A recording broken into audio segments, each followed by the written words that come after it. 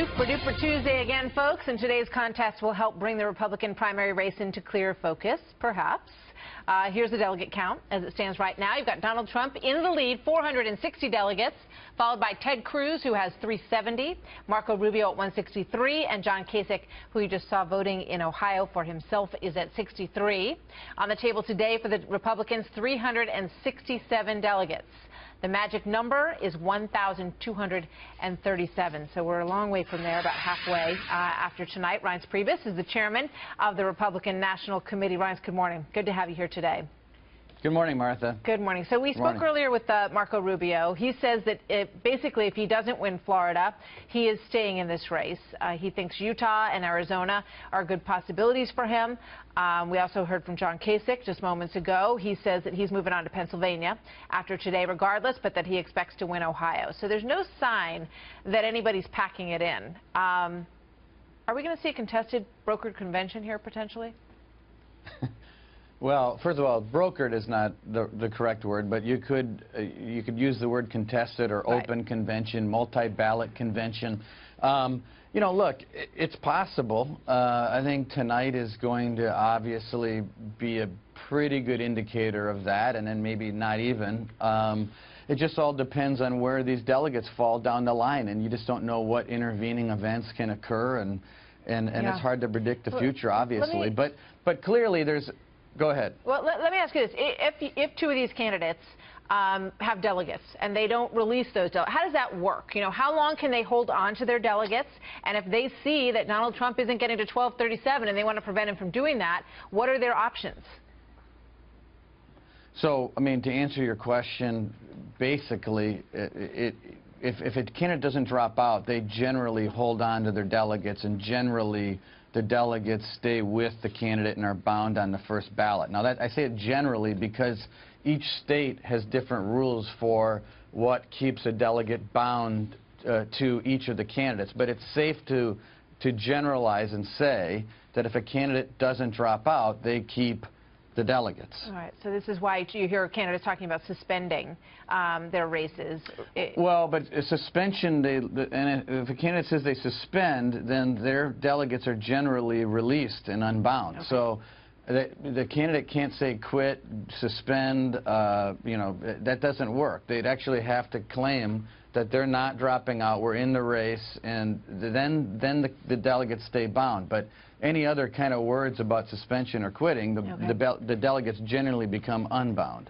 John Kasich also said today that, you know, he has no intention of getting onto any ticket with Donald Trump.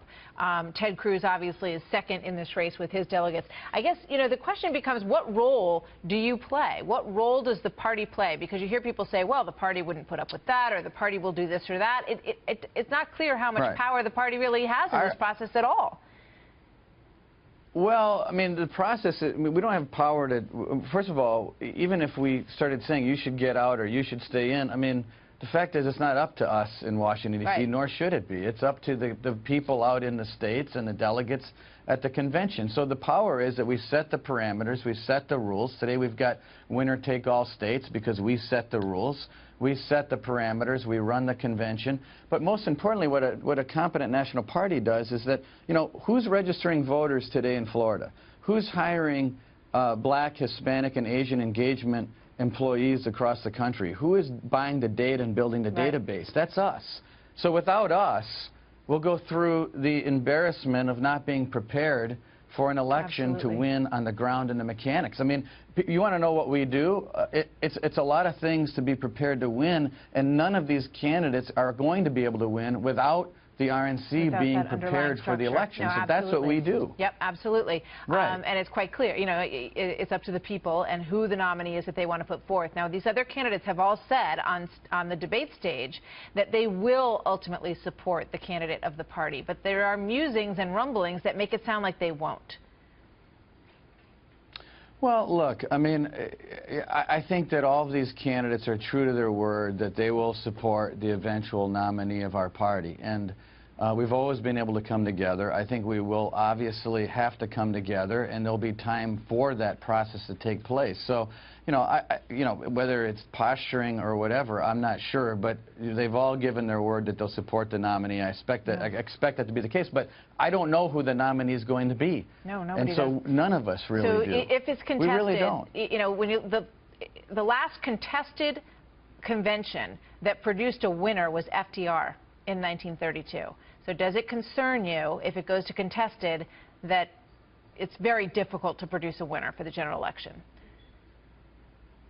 Well, first of all, I think it's very difficult to use those kinds of statistics because, number one, it's so incredibly rare, and number two, you can't analyze that without understanding the politics about what was occurring around those scenarios. I mean, certainly, you know, 1976 was a unique time in American history, and it really can't be used as an example of whether a contested convention works or doesn't. Right. So, you know.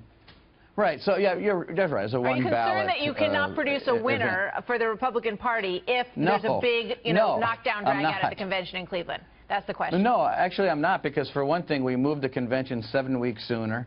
I think you know, if it were to happen, which I know is a hypothetical, that, you know, we have got candidates that believe that they're on a pathway to the majority of delegates, so we're sort of hypothesizing here. But no, I think that you can absolutely win. I think it would be enormously interesting. I think that the reviews would be off the charts. It would be a challenge, but I think it can produce enormous interest and ultimately a winner, because when you look at Hillary Clinton, look, I mean, her numbers are in the ditch and Americans don't trust her. So I think that in spite of drama and intrigue, I think we're in great shape. All right. Reince, thank you very much for explaining some of that to us. It's good to see you today, and you'll be watching as close as anybody tonight, I know, so we'll see you later. Thanks a lot.